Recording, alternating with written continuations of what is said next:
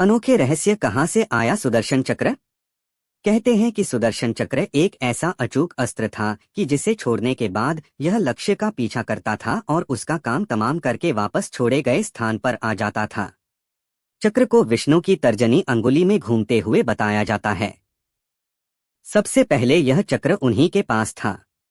सिर्फ देवताओं के पास ही चक्र होते थे। चक्र सिर्फ उस मानव को ही प्राप्त होता था जिसे देवता लोग नियुक्त करते थे। पुराणों के अनुसार विभिन्न देवताओं के पास अपने अपने चक्र हुआ करते थे। सभी चक्रों की अलग अलग क्षमता होती थी और सभी के चक्रों के नाम भी होते थे। महाभारत युद्ध में भगवान कृष्ण के पास सुदर्शन चक्र था। यह सुदर्शन चक्र कहाँ से आया था और चक्रों का जन्मदाता कौन था? किस देवता के पास कौन सा चक्र को छोटा लेकिन सबसे अचूक अस्त्र माना जाता था? सभी देवी देवताओं के पास अपने अपने अलग अलग चक्र होते थे।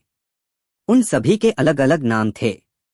शंकर जी के चक्र का नाम भवरेंदु, विष्णु जी के चक्र का नाम कांता चक्र और देवी का चक्र मृत्यु मंजरी के नाम से जाना जाता था। सुदर्शन चक्र का नाम भगवान कृष्ण के नाम के साथ अभिन्न रूप से जुड़ा हुआ है।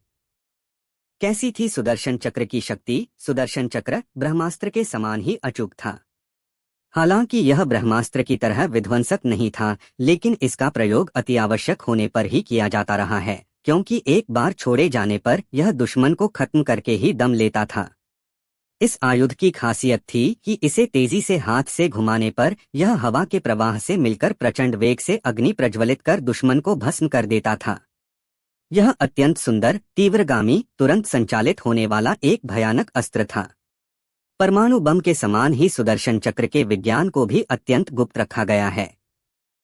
गोपनीयता इसलिए रखी गई होगी कि इस अमोघ अस्त्र की जानकारी देवताओं को छोड़ दूसरों को न लग जाए, अन्यथा अयोग्य और गैरजिम्मेदार लोगों द्वारा इसका दुरुपयोग हो सकता था।